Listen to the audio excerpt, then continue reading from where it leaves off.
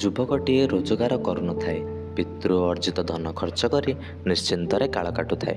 ସମୟକ୍ରମେ ତା'ର ବିବାହ ହୋଇଗଲା। ପରିବାରରେ ଆଉ ଗୋଟିଏ ମୁଣ୍ଡ ବଢ଼ିଲା। ତା' ମା' ମନରେ ଚିନ୍ତା ଯେ ବସି ଖାଇଲେ ନଈବାଲି ସରେ। ପୁଅ କିଛି କାମଧନ୍ଦା କରୁନାହିଁ। ତଥାପି ପୁଅକୁ କ'ଣ ବା କହିବ?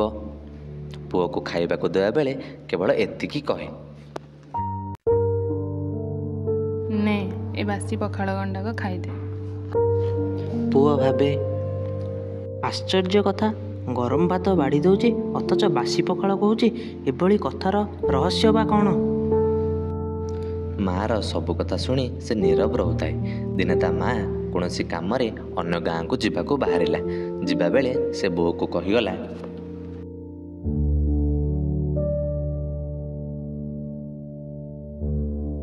ପୁଅ ଆସିଲେ ଭାତ ବାଢ଼ି ଦେଇ କହିବୁ ବାସି ପଖାଳ ଗଣ୍ଡାକ ଖାଇଦିଅ।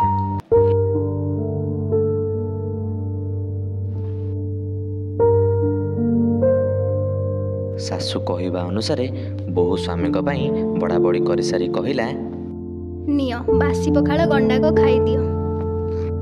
ସ୍ତ୍ରୀ ମୁହଁରୁ ଏ କଥା ଶୁଣି ସେ ରାଗରେ ତମତମ ହୋଇ କହିଲା, ମା' ଠାରୁ ଶିଖି ତୁ ବି ମୋତେ ଥଟ୍ଟା କରୁଛୁ? ମା' ସିନା ସବୁଦିନ କହୁଥିଲା, କିନ୍ତୁ ଦେଖୁଛି ତା'ଠାରୁ ଶୁଣି ଶୁଣି ତୋର ବି ସାହସ ବଢ଼ିଗଲାଣି।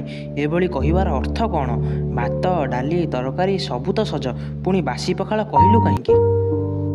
ଏ କଥା ତୁମ ମା ଜାଣନ୍ତି। ସେ ମୋତେ ଯାହା କହିବା ପାଇଁ କହିଥିଲେ ମୁଁ ସେତିକି କହିଦେଲି। ଯୁବକଟି କହିଲା, ଠିକ୍ ଅଛି, ମା' ଆସୁ, ଆଜି ଏ କଥା ତା' ଆଗରେ ପଡ଼ିବ। ଏତିକି କହି ସେ ଖାଇବା ଥାଳି ପାଖରୁ ଉଠି ଚାଲିଗଲା। ମା' ଘରକୁ ଫେରି ବୋହୂକୁ ପଚାରିଲା, ପୁଅ ଖାଇସାରିଲାଣି? ସେ ଖାଇବେ କ'ଣ? ମୋ କଥା ଶୁଣି ତ ରାଗି ନିଆଁବାଣ।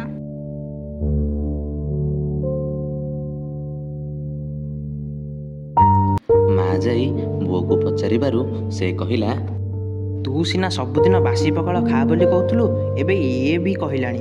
ତୋ କଥା ସହି ଯାଉଥିଲି ବୋଲି କ'ଣ ୟା କଥା ବି ମୁଁ ସହିବି? ମୁଁ ବୁଝିପାରୁନାହିଁ ଯେ ଏ କଥାର ରହସ୍ୟ କ'ଣ। ତୁ ଅସଲ, ସଜ ଭାତକୁ ବାସି ପଖାଳ କାହିଁକି କହୁଛୁ?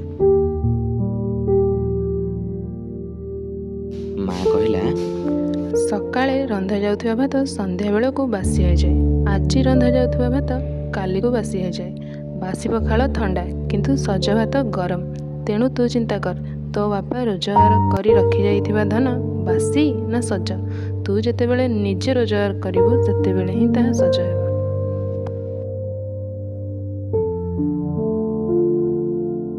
ପୁଅ ନିଜର ଭୁଲ ବୁଝିପାରି କହିଲା, ଆଚ୍ଛା, ତେବେ ତୁମ କଥାର ରହସ୍ୟ ଏଇଆ ନା? ଠିକ୍ ଅଛି, ଏଥର ମୁଁ ନିଜେ ରୋଜଗାର କରିବି ଓ ସଜ ଭାତ ଖାଇବି। ଏ କାହାଣୀଟିରୁ ଏକ ସୁଶିକ୍ଷା ମିଳେ ଯେ ବିବାହ ପରେ ସେ ଯୁବକ ଭଳି ଆଉ ବାସି ପଖାଳ ଖାଇବା ଉଚିତ ନୁହେଁ। ନିଜେ ଧନ ଉପାର୍ଜନ କରିବା ଆବଶ୍ୟକ। ପ୍ରଭୁ ଶ୍ରୀରାମଙ୍କ ବନବାସ କାଳରେ ରାବଣ ଛଦ୍ମବେଶରେ ଆସି ସୀତାଙ୍କୁ ହରଣ କରିନେଲା। ସେତେବେଳେ ରାମଚନ୍ଦ୍ର ଭରତକୁ ସାହାଯ୍ୟ ମାଗିଥିବା କଥା କୌଣସି ରାମାୟଣରେ ଲେଖା ଅଛି କି? କାରଣ ରାମଚନ୍ଦ୍ର ଜାଣିଥିଲେ ଯେ ବିବାହ ପରେ ସ୍ତ୍ରୀକୁ ରକ୍ଷା କରିବା ତାଙ୍କର ଦାୟିତ୍ୱ। କେବଳ ଦାୟିତ୍ୱ ନୁହେଁ, ଏହା ତାଙ୍କର ପ୍ରଧାନ କର୍ତ୍ତବ୍ୟ ମଧ୍ୟ। ତେଣୁ ସେ ନିଜ ବାହୁବଳରେ ସୁଗ୍ରୀବଙ୍କୁ ସାହାଯ୍ୟ କଲେ, ତାଙ୍କ ସଙ୍ଗେ ମିତ୍ରତା କଲେ, ତାଙ୍କ ପତ୍ନୀଙ୍କୁ ବାଳିଠାରୁ ମୁକ୍ତ କଲେ ଏବଂ ସୁଗ୍ରୀବଙ୍କୁ ରାଜ୍ୟ, କୋଷାଗର, ପୁର ପ୍ରଭୃତି ପ୍ରଦାନ କରାଇଲେ। ଶେଷରେ ମାତା ସୀତାଙ୍କ ମୁକ୍ତି ପାଇଁ ସୁଗ୍ରୀବଙ୍କ ଠାରୁ ସାହାଯ୍ୟ ଗ୍ରହଣ କଲେ। ତେଣୁ ସ୍ତ୍ରୀ ପିଲାଙ୍କ ପାଳନ ପୋଷଣ କରିବା ଭଳି ଶକ୍ତି ଥିଲେ ବିବାହ କରିବା ଉଚିତ ହେବ, ଅନ୍ୟଥା ବିବାହ କରିବା ଶୋଭନୀୟ ହେବ ନାହିଁ।